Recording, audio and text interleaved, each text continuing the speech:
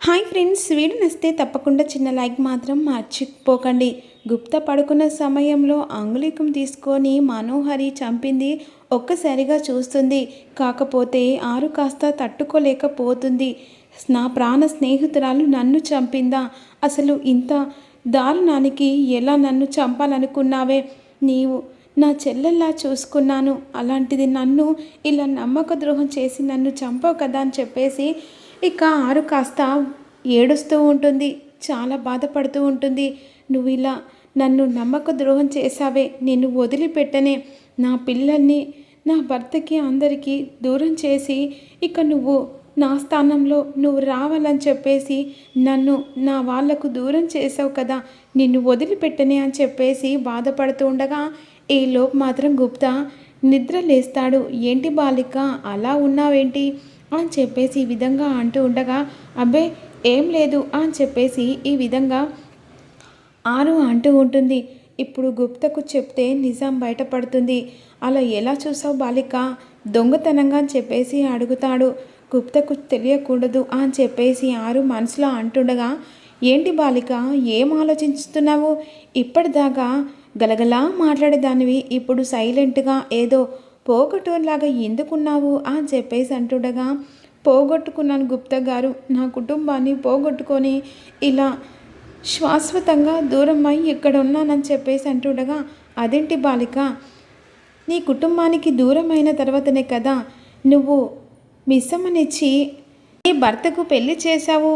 ఏదో పోగొట్టుకున్నలాగా తెలియంది తెలిసినట్టుగా ఎందుకు అలా ఆందోళనగా ఉన్నావు బాలిక అని చెప్పేసి ఈ విధంగా గుప్తా ఆరును అడుగుతూ ఉండగా, ఆరు ఏం చెప్పలేకపోతుంది. నిజం బయటపడింది.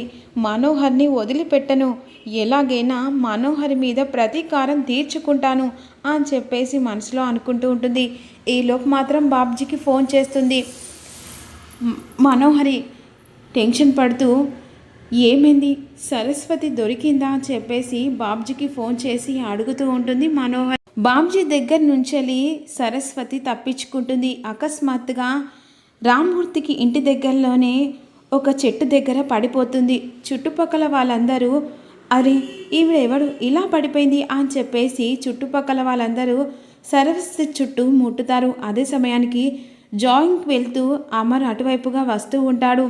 మరోవైపు మనోహరి సరస్వతి గురించి కంగారు పడుతూ ఆ సరస్వతి ఎలా మిస్ అయిందని చెప్పేసి ఫోన్లో బాబ్జీని తిడుతూ ఉంటుంది. ఎలాగైనా సరస్వతి అమర్కి నిజం చెప్పేంతలో నువ్వు సరస్వతిని పట్టుకొని చంపేయాలని చెప్పేసి బాబ్జీని అడుగుతూ ఉంటుంది. అలాగే మేడం, ఎలాగైనా సరస్వతిని నిజం చెప్పకుండా శాశ్వతంగా పైలోకానికి పంపిస్తానని చెప్పేసి బాబ్జీ మనోహర్తో అంటూ ఉండగా, ఈలోపు మాత్రం రామ్మూర్తి ఇంటికి కావలసిన సరుకులు కూరగాయలు తీసుకొని వస్తుండగా అక్కడ పడి ఉన్న చుట్టుముడిచిన సరస్వతి చుట్టూ ఉండేసరికి ఒక్కసారిగా రామ్మూర్తి అక్కడే ఆగిపోతాడు. ఏం జరిగిందమ్మా, ఏమైందని చెప్పేసి అడుగుతుండగా, ఎవరో బాబాయ్ ఇక్కడ కళ్ళు తిరిగి కింద పడిపోయింది, ఎంత లేచినా లేవట్లేదు బాబాయ్ అని చెప్పేసి చుట్టుపక్క వాళ్ళు అందరూ కలిసి అంటూ ఉంటారు. అయ్యో అవునా, సరేలే, డాక్టరు తీసుకొచ్చేంత వరకు మా ఇంట్లోనే ఉంటుంది, ఆవిడకు కొంచెం సాయం పట్టి మా ఇంటి దాకా తీసుకురండి అమ్మ అని చెప్పేసి అంటుండగా, అప్పుడు చుట్టుపక్కల వాళ్ళ కొంతమంది ఆడవాళ్ళు సరస్వతిని మెల్లగా లేపి ఇంటికి తీసుకొస్తుండగా మరోవైపు మనోహరి సరస్వతి గురించి బాబ్జీతో ఫోన్లో మాట్లాడుతూ ఉంటుంది. ఒరేయ్, ఆ సరస్వతి ఎక్కడుందిరా, త్వరగా పట్టుకోరా అని చెప్పేసి మనోహరి కోపంగా అంటుండగా, తెలియదు మేడం, కాకపోతే సరస్వతిని మీ దరిదాపులో కూడా రానివ్వకుండా చూసుకుంటాను అని చెప్పేసి బాబ్జీ ఇటువైపుగా అంటుండగా, మరోవైపు రామ్మూర్తి కాస సరస్వతిని లోపలికి తీసుకొస్తూ ఉంటాడు. ఒకవేళ అది నన్ను దాటి వస్తే నేనే చంపేస్తాను అని చెప్పేసి మనోహరి బాబ్జీతో అంటూ ఉంటుంది. ఈ లోపు మాత్రం లోపలికి మెల్లగా తీసుకురండమ్మా అని చెప్పేసి సరస్వతిని లోపలికి తీసుకెళ్తుండగా ఒక్కసారిగా వెనక్కి తిరిగి మనోహరి చూస్తుంది, కానీ సరస్వతిని చూడలేకపోతుంది. సరే, నేను తర్వాత మాట్లాడతాను, ఇక్కడ అందరికీ అనుమానం వస్తుంది.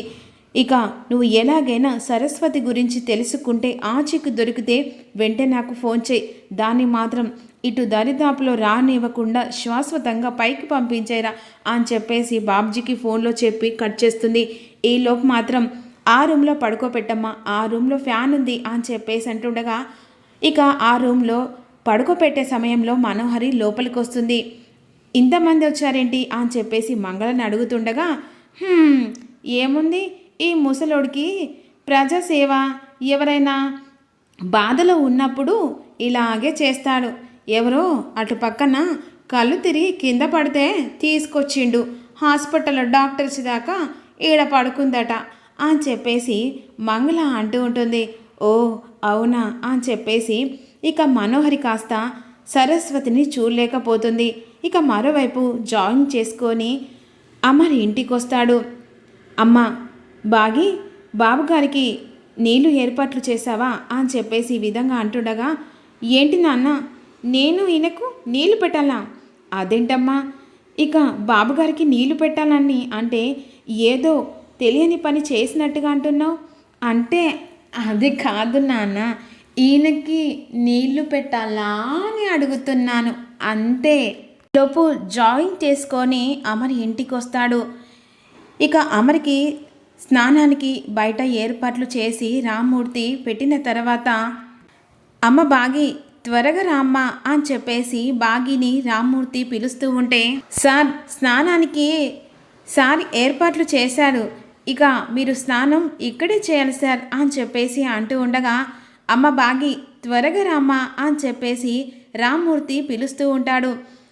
సార్ స్నానానికి తననెందుకు పిలుస్తున్నారండి అని చెప్పేసి అమర్ రామ్మూర్తితో అంటూ ఉండగా, అదేంటి బాబు, అమ్మాయిని పిలవకుండా మీరు స్నానం ఎలా చేస్తారు అని చెప్పేసి రామ్మూర్తి అడుగుతూ ఉంటాడు. అలా ఎందుకు అంటున్నావు బాబు, భర్తకి తలంటూ స్నానం చేయించేది భార్య కదా బాబు, ఇక వద్దని ఎందుకు అంటున్నావు బాబు? అమ్మ బాగి త్వరగా రామ్మ, బాబుగారికి ఇక నీళ్లు బయట తోడిపెట్టాను, నువ్వు త్వరగా రామ్మా అని చెప్పేసి బాగిని పిలుస్తుండగా ఇక అమర్ కాస్త చాలా ఇరిటేట్గా కోపంగా చూస్తూ ఉంటాడు. అమ్మో, ఇప్పుడు ఈ పెద్ద పులికి నేను స్నానం పోయాలా? పోయకపోతే నా మీద వీళ్ళందరికీ అనుమానం. ఇప్పుడు ఏం చేయాలా దేవుడా అని చెప్పేసి బాగి రూమ్లో కంగారు పడుతుండగా రామ్మూర్తి బాగిని పిలుస్తూ ఉంటాడు. నాకు ఏం మర్దనాలు, ఏ తలంటూ రుద్దడం వద్దు, నేను నా ఇచ్చ నేనే స్నానం చేస్తానని చెప్పేసి రామ్మూర్తితో అంటూ ఉంటే వెంటనే రామ్మూర్తి బాబు అని చెప్పేసి గట్టిగా అరుస్తూ గుండెను పట్టుకొని గుండెపోటు వచ్చినట్టుగా ఇక అలా అరుస్తూ ఉంటే ఒక్కసారిగా అమర్ వెనక్కి తిరిగి షాక్ చూస్తూ ఉంటాడు. సరే రమ్మని చెప్పండి అని చెప్పేసి అమర్ టవల్ కట్టుకొని స్నానం ఏర్పాట్లు చేసిన దగ్గరికి వస్తాడు. అమర్ స్నానానికి రెడీ ఆడ కూర్చుని ఉంటే అప్పుడు బాగి బయటికి వస్తుంది. కళ్ళు మూసుకొని బయటికి వచ్చిన తర్వాత అమ్మ బాగి బాబుగారికి తలంటి ఇక స్నానం పోయమ్మా అని చెప్పేసి రామ్మూర్తి బాగికి చెప్తూ ఉంటే అప్పుడు బాగి కాస్త అయిష్టంగానే తలంటూ మర్దన చేస్తూ ఉంటుంది నూనెతో. అలా కోపంగా అమర్ కూర్చొని ఉంటాడు. ఇక మిస్సమ్మని కాస్త కోపంగా చూస్తూ ఉంటాడు అమర్. ఇక కోపంతో అమర్కి మర్దన చేస్తూ ఉన్నప్పుడు కోపంతో నూనె అంతా తల మీద వంపేస్తూ ఉంటే, నీకు తల స్నానం చేయించడం రాదు అని నాకు బాగా అర్థమైంది, నువ్వు వెళ్ళని చెప్పేసి అంటూ ఉంటే బాగి వినకుండా అమర్కి తల స్నానం చేయిస్తూ ఉంటే అమర్ కూడా హ్యాపీగా బాగితో తల స్నానం చేయించుకుంటూ ఉంటాడు. మరోవైపేమో అలా స్నానం అయిపోయిన తర్వాత ఇక చేతులు సప్పెట్టి కడుగుతూ ఉంటుంది. చాలా ఇరిటేట్గా మిస్సమ్మ అమర్ని చూస్తూ ఉంటుంది. మరోవైపేమో ఇక స్పృహలోకి వస్తుంది సరస్వతి. అటువైపుగా మనోహరి వెళ్తూ ఉంటుంది రూమ్ దగ్గరికి. ఒక్కసారిగా రూమ్లో ఉన్న కటన్ కాస్త అలికి కటన్ అటు ఇటు కొట్టుకుంటూ ఉండగా మనోహరి కాస్త సరస్వతి గది వైపు వెళ్తూ ఉంటుంది. ఒక్కసారిగా అలా ముందుకెళ్ళి వెనక్కి వస్తుంది. సరస్వతిని ఆ రూమ్లో చూసి ఒక్కసారి ఉలిక్కి పడుతుంది. మరి రాబోయే ఎపిసోడ్లో సరస్వతిని ఏం చేయబోతుంది, నిజం అనేది ఇక పైనున్న ఆరు చూస్తుందనేది తెలుసుకోవాలంటే చిన్న లైక్ చేయండి.